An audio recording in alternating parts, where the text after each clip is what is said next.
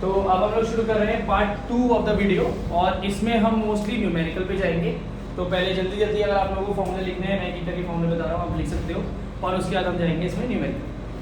हम पढ़ रहे हैं यहाँ पे EM रेडिएशन के बारे में। EM रेडिएशन का मतलब है यहाँ पे लिखा है, इसका मतलब होता है इलेक्ट्रोमैग्नेटिक रेडिएशन। पहले के टाइम में ये माना जाता था कि इलेक्ट्रिसिटी एक अलग चीज़ है, इलेक्ट्रिक फील्ड अलग चीज़ है और मैग्नेटिक फील्ड अलग चीज़ है। फिर एक साइंटिस्ट आए जिनका नाम था मैक्सवेल, जेम्स मैक्सवेल, और उन्होंने बोला कि नहीं, ऐसा नहीं है। हर इलेक्ट्रिक फील्ड के साथ साथ मैग्नेटिक फील्ड होती है और हर मैग्नेटिक फील्ड के साथ इलेक्ट्रिक फील्ड होती है। उसने कहा कि दोनों चीज़ें एक दूसरे के साथ एक साथ ही चलती हैं और उसने बोला कि इलेक्ट्रिक और मैग्नेटिक फील्ड एक दूसरे के परपेंडिकुलर चलती है। क्या चलती है?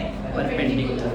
उसने बताया कि अगर हम ये तीन एक्सिस को तोड़ दें, इसमें से ये x, y और z एक्सिस है, बेसिकली z एक्सिस बेटा बाहर को आ रही है, ठीक है। तो जो इलेक्ट्रिक फील्ड का कंपोनेंट है, ये इलेक्ट्रिक फील्ड की वेव है, और मैग्नेटिक फील्ड का जो कंपोनेंट है मैं बताऊंगा आपको। ये बनाते लोग टेढ़ा है, पर ये कंपोनेंट जो है वो बाहर को आ रहा है, ठीक है।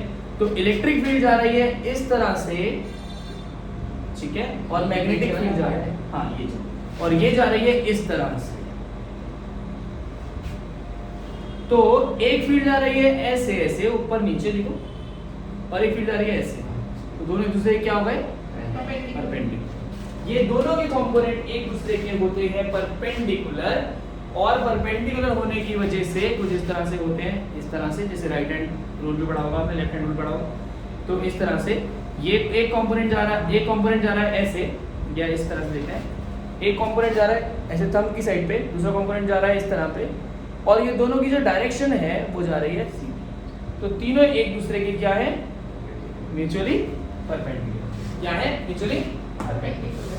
तो इलेक्ट्रिक और मैग्नेटिक फील्ड्स के पास सेम वेवलेंथ होती है, सेम फ्रीक्वेंसी होती है, इवन सेम एम्पलीट्यूड होता है। एम्पलीट्यूड का हाईएस्ट पॉइंट जहां पे जा रहा है सेम होता है। पर फर्क क्या है कि वो दोनों वाइब्रेट करते हैं इनटू दो अलग अलग म्यूचुअली परपेंडिकुलर प्लेन्स। आपको मैंने बता दिया है कि एक जाएगा इस डायरेक्शन में और एक जाएगा इस डायरेक्शन में, ठीक। अलग अलग अब इलेक्ट्रोमैग्नेटिक वेव्स होती हैं वो बहुत सारी अलग अलग टाइप की होती हैं। विजिबल रेज जिससे हम देख सकते हैं, ठीक है, जिनकी जो फ्रीक्वेंसी होती है वो 400 नैनोमीटर से 750 नैनोमीटर तक होती है। 700 लिखा है आपके एनसीईआरटी में। इसके अलावा इंफ्रारेड रेज, IR बोलते हैं उसे, जो कि रिमोट्स में होती है, रिमोट कंट्रोल में छोटी सी लाइट देखी होगी, इंफ्रारेड बोलते हैं उसे। इसके अलावा माइक्रोवेव्स, जो कि जिससे खाना बनता है, इवन जितने भी रेडार सिग्नल्स होते हैं फाइटर जेट्स को देते हैं वो सारे उसी से दिए जाते हैं। इसके अलावा UV लाइट, जिसका आपने सुना ही होगा, सन से आती है। इसके अलावा एक्सरेज जो यूज होती है हमारे एक्सरे निकालने के लिए, ठीक है। और एक होती है गामा रेज, जिससे बना था हल्क को गामा रेडिएशन हो गई ना। तो ये सारी अलग अलग इलेक्ट्रोमैग्नेटिक वेव्स होती है, और ये पूरी वेव्स जो होती है इन सबको मिला के एक साथ बोला जाता है इलेक्ट्रोमैग्नेटिक स्पेक्ट्रम। क्या बोला जाता है बेटा? Electromagnetic spectrum. ठीक। अब हम कुछ फॉर्मूले चल रहे हैं, क्योंकि मैंने बोला इस टॉपिक में मेजरली फॉर्मूले हम देखेंगे। तो सबसे पहले जो फॉर्मूला हम देख पा रहे हैं इस पूरे चैप्टर का, वो एक तो वो थे आइसोटोप आइसोबार्स वाले, बट वो कोई ऐसे जनरल फॉर्मूला नहीं है। पहला फॉर्मूला है C = new lambda, where C is the speed of light in vacuum, जिसकी वैल्यू होती है 3 × 10⁸ मीटर पर सेकेंड। वैक्यूम को एयर भी ले लेते हैं तो 3 × 10⁸ एयर को भी लेते हैं। न्यू इज द फ्रीक्वेंसी, जिसकी यूनिट होती है हर्ट्ज में, और लैम्डा इज द वेवलेंथ, जिसकी यूनिट होती है मीटर में। कभी कभार क्या होता है मीटर के लिए और भी कुछ यूनिट्स होती हैं, जैसे कहीं लिख दीजिए नैनोमीटर 10⁻⁻9 मीटर, पिकोमीटर 10⁻⁻12 मीटर, कभी कभार माइक्रोमीटर 10⁻⁻6 मीटर, कभी कभार होती है ऐसे देते हैं एक के ऊपर डॉट, इसे एंगस्ट्रॉम कहते हैं, 10⁻10 ऐसे करके मिलीमीटर पता है आपको, 10⁻³ मीटर। तो ये अलग अलग यूनिट्स हैं जिसमें हम वेवलेंथ को देखते हैं। मोस्टली हम लोग वेवलेंथ को लैम्डा में, सॉरी वेवलेंथ को नैनोमीटर में देखते हैं, लैम्डा उसकी यूनिट। तो एक फॉर्मूला बन गया C = न्यू लैम्डा, और इसी फॉर्मूला में से अगर मैं न्यू निकालना चाहूंगा तो क्या होगा? ये लैम्डा उठेगा और नीचे आ जाएगा, तो लैम्डा = न्यू = C/λ, और लैम्डा को यहाँ रखूंगा तो न्यू को नीचे रखूंगा C/न्यू। इसके अलावा एक और फॉर्मूला देखोगे आप लोग वेव नंबर का, जो कि होता है न्यू के ऊपर 12 न्यू बार, और ये होता है 1 लैम्डा या फिर लैम्डा सी बाई न्यू था तो उल्टा हो गया न्यू बाई 1 बाई लैम्डा या फिर न्यू बाई सी। ऐसा यूनिट इसकी होती है क्योंकि लैम्डा पे अपॉन में है तो पर मीटर, ऐसा यूनिट होती है इसकी पर मीटर।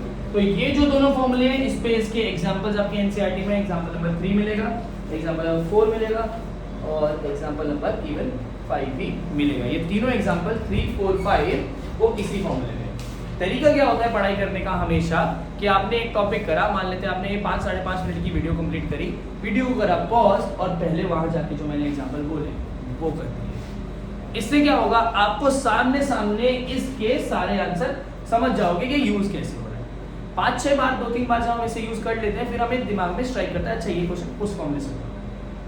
तो क्वेश्चन रीड करके अपने आप सॉल्व करने का से आपको ज्यादा समझ में आएगा।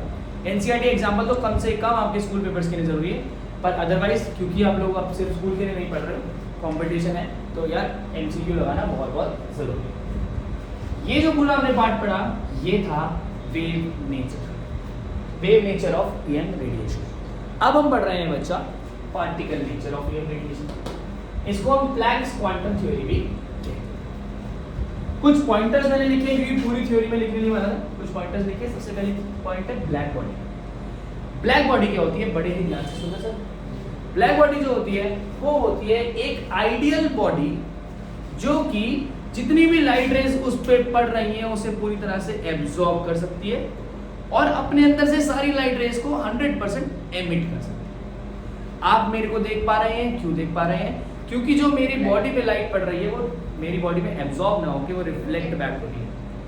ब्लैक बॉडी में रिफ्लेक्ट बैक नहीं होने वाली, उसके अंदर ही चली जाएगी और बंद हो जाएगी। जो light rays black body emit करती है उसे हम कहते हैं ब्लैक बॉडी रेडिएशन। क्या कहते हैं? Black body radiation. So it is an ideal body which totally 100% absorbs or emits all the light rays falling on it. Okay guys? And the radiation emitted is known as black body radiation. Is it clear guys? तो बहुत important है, definition आती है 1 number. दूसरी जो चीज है वो है आपकी क्वांटम। अब ये क्वांटम क्या होता है? क्वांटम बताया गया, क्वांटम थ्योरी प्लैंक ने दी, प्लैंक एक बंदा था जिसके बारे में पढ़ेंगे हम आगे। तो उसने बोला कि एनर्जी के सबसे छोटे, जिसे डिस्क्रीट पार्टिकल्स बोला गया है आपकी बुक में, सबसे छोटे जो पार्टिकल्स होते हैं उसे बोलते हैं क्वांटम। सिंगल को बोलते हैं क्वांटम और प्लूरल को बोलते हैं क्वांटा। ठीक। और लाइट के क्वांटम जो होते हैं उसको बोलते हैं हम फोटॉन्स। क्या बोलते हैं? फोटॉन्स। तो लाइट के क्वांटम का नाम होता है फोटॉन्स। क्या ये बात क्लियर है? ठीक। क्योंकि ये वर्ड्स की फिर आपको वर्ड्स नहीं पता चलते, फिर आप आगे इसको सॉल्व करोगे। एनर्जी ऑफ फोटॉन या एनर्जी ऑफ क्वांटा निकालते कैसे हैं? इसके लिए बहुत ही सिंपल सा फॉर्मूला है, energy equal to H nu. ये वही वाला न्यू है जो फ्रीक्वेंसी का था। ठीक। एंड एच जो है, क्योंकि प्लैंक बनता था जिसने ये थ्योरी दी, energy equal to H nu, तो ये जो एच है इसको हम बोलते हैं प्लैंक्स कांस्टेंट। अब एनसीईआरटी में प्लैंक कांस्टेंट की वैल्यू लिख रखी है 6.626 into 10 की पावर -34। पर हम इस तरह से नहीं लिखेंगे क्योंकि बहुत लंबी सॉल्यूशन हो जाएगा, तो हम लिखेंगे 6.63 into 10 की पावर -34 जूल सेकंड। जूल पर सेकंड नहीं है, जूल सेकंड। 6.63 लिखने से हम 3 की टेबल में ये डायरेक्टली कट जाता है और इजी हो जाता है थोड़ा सा। ठीक है, तो आप इसको भी लेके चलेंगे तो टीचर नंबर उसमें नहीं काटेंगे, क्योंकि हमें पता है कि न्यू जो है फ्रीक्वेंसी है और हमें पता है कि हमारे पास एक फॉर्मूला था कि frequency equal to C by lambda. तो क्या मैं न्यू ना देके अगर मुझे लैम्डा दे रखा है तो मैं डायरेक्टली यहाँ पे लगा सकता हूँ E equal to H C by lambda. E equal to H C by lambda. आप मेरी बात सुनेंगे और इस बात को समझेंगे। मैं थोड़ा सा यहाँ पे जगह लेना चाहता हूँ, थोड़ा सा समझेंगे क्योंकि क्वेश्चंस में ये ट्रिक मैं आपको दे रहा हूँ, ये क्वेश्चंस में यूज होने वाला है। फिर वही बोल रहा हूँ, जल्दी से एमसीक्यू सॉल्व करने का मतलब ये होता है कि हमारे को ट्रिक आनी चाहिए। अगर आपको एनर्जी निकालनी है जूल में, किस में निकालनी है? जूल में। जूल में 2 यूनिट्स होती है एनर्जी की, एक जूल एक इलेक्ट्रॉन वोल्ट। एक इलेक्ट्रॉन वोल्ट में 1.6 × 10⁻⁻19 जूल होते हैं, तो इसको आप कन्वर्जन कर सकते हो। अगर आपको जूल में निकालनी है एनर्जी तो आप Hc की वैल्यू H और 6.63 नहीं रखेंगे और C की वैल्यू 3 × 10⁻8 नहीं रखेंगे, साथ में मिला के एक फॉर्मूला दे रहा हूं, सीधा वही कर देंगे। आप रखेंगे 1.99 10⁻⁻25। आगे वो तो यूनिट छोड़ दो ना, यूनिट में आपको सीधा जूल में आएगा आंसर अपॉन, ठीक है, जो कि किसी में भी उसका नैनोमीटर 1.989 होता है वैसे, बट मैं 1.99 बता रहा हूं। और ट्रिक क्या है कि जब आप एमसीक्यू कर रहे होगे टीचर को बिना बताए, किसी को बिना बताए, इसको 2 लेके सॉल्व कर देना, कर दोगे क्या? सॉल्व करना इजी हो जाएगा। 2 ले लो सीधा, 1.989 है वैसे, आप सीधा 2 ले लो। और ये जो ट्रिक है अभी तक तो यूज नहीं करते थे, बट अब से क्या हुआ, इसी साल 2024 का जो बोर्ड का पेपर आया, मैंने अपने बच्चों को ये ट्रिक बताई। और अच्छी बात, मैंने तो बहुत सारी ट्रिक बताई, बोर्ड ने ये ट्रिक Hc की वैल्यू बोर्ड में दे रखी है। वो भी नहीं चाहते हैं कि आप हर एक चीज सॉल्व करो, आपको सॉल्व करना आना चाहिए। हम आपकी मल्टीप्लिकेशन डिवीजन को टेस्ट नहीं कर रहे हैं, आपके ट्रिक्स, आपकी स्पीड को टेस्ट कर रहे हैं, ठीक है? तो इसलिए सीधा। बट अगर आपको एनर्जी डायरेक्टली इलेक्ट्रॉन वोल्ट में निकालना है तो आपके लिए मैंने एक और फॉर्मूला दे दिया है, एनसीईआरटी में नहीं मिलेंगे बेटा ये फॉर्मूला, 1237 अपॉन लैम्डा। ये डायरेक्टली आंसर जो भी आएगा डिवाइड करेंगे किसमें आएगा, इलेक्ट्रॉन वोल्ट। क्या ये बात क्लियर है? सीधा पुट करोगे सीधा आंसर आएगा। This will save at least your 3 to 4 minutes. ठीक, पक्का? दोनों फॉर्मूले क्लियर है? एक और चीज जो इसमें मेरे को बताना चाहता हूं आपको, वो है ये ग्राफ। जब से एमसीक्यू की शुरुआत हुई है, अब अच्छे चीजें पढ़ने को मिली है और अब आने लगे चीजों में ग्राफ से भी क्वेश्चन। ये ग्राफ है इंटेंसिटी और वेवलेंथ, लैम्डा लिखा है तो वेवलेंथ का ग्राफ है। एनसीईआरटी में आपके है, एनसीईआरटी में ग्राफ जो है वो है फिगर नंबर 2.8 है, आप रोड लिखते हो। तो ये ग्राफ क्या दर्शाता है, इसको पूरा पढ़ने की जगह मैं आपको एक शॉर्ट बताऊं। ये ग्राफ सिंपल ये बता रहा है कि इंटेंसिटी और वेवलेंथ जो है, अगर हम टेम्परेचर बढ़ा देते हैं, क्या बढ़ा देते हैं, टेम्परेचर इंक्रीज करते हैं, तो आप देखिए ये T2 जो है वो ऊपर को है, हाई टेम्परेचर है, ज्यादा इंटेंसिटी है लाइट की, और ये T1 कम टेम्परेचर है, कम इंटेंसिटी है लाइट की। टेम्परेचर बढ़ा देते हैं तो वेवलेंथ जो है वो देखो पीछे को खिसक गई। पहले इसका सबसे ज्यादा समय कहां पॉइंट है, आगे को, और अब कहां हो गया, बैकवर्ड चल जाएगा हाई टेम्परेचर पे। तो ये क्या दिखा रहा है क्वेश्चन, एक तो पहली बार 2 ये दे देंगे, आपको पता होना चाहिए जो ऊपर वाला है वो ज्यादा टेम्परेचर एमसीक्यू में आ सकता है। दूसरा ये क्या दिखा रहा है ग्राफ, ये दिखा रहा है इंटेंसिटी वर्सेस वेवलेंथ। तीसरा क्या दिखा रहा है, जितना टेम्परेचर बढ़ेगा वेवलेंथ जो है वो मीडियन जो इसकी वैल्यू वो पीछे। क्या बात क्लियर है? पक्की बात। एग्जांपल नंबर कौन सा है, सिर्फ 2 3 4। ठीक, एक और देखते हैं। टेम्परेचर इंक्रीज होगा तो वेवलेंथ शॉर्ट होगा, वेवलेंथ शॉर्ट हो जाएगी, पीछे हो जाएगी। इसके अलावा इसका 2 3 4 के बाद एग्जांपल 3 4 5 के बाद 6 7 भी इसी टॉपिक पे है, 6 7 8 भी इसी टॉपिक पे। ठीक, एक चीज और मैं आपको बताना चाहूंगा, एक और फॉर्मूला इसी में ऐड कर देते हैं। 1 मोल के लिए एनर्जी अगर निकालनी है तो आपकी जो भी एनर्जी आए उसे आप किससे मल्टीप्लाई करते हैं, एवोगैड्रो नंबर। अगर आपको पता है, नहीं पता है तो मैं बताऊंगा। एवोगैड्रो नंबर जो होता है वो होता है 6.022 × 10⁻22। तो जो भी एनर्जी एक क्वांटा के लिए निकालोगे, अगर मोल दे रखा है सर तो क्या करोगे, 6.022 × 10⁻23 से मल्टीप्लाई, और एमसीक्यू आया है तो सिर्फ 6 से करना। पूरा सॉल्व 0.22 करके इतना लंबा सॉल्व नहीं करना, शॉर्ट में। ठीक, इसके अलावा एक और फॉर्मूला आता है जिसपे आपका example number I think 3 4 5 6 7 7th example है एनसीईआरटी का, वो है power number of photons emitted, photons या फिर photo electrons emitted.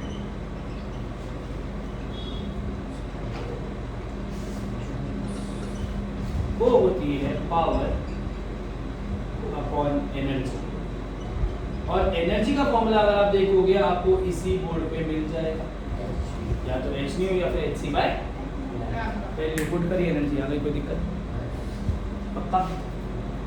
Example number 3, 4, 5, 6, 7, 8 तक ये सारे के सारे जो है वो इस टॉपिक पे आ रहे हैं। अगर आप ये टॉपिक कवर कर लो, it has been only 15 minutes from the video. अगर आप कंप्लीट कर लो, पावर जो होती है उसकी वैल्यू दे रखी होगी वॉट में डायरेक्टली, ठीक है। तो अगर आप 15 मिनट के अंदर ये कंप्लीट करके पहले 8 एग्जाम्पल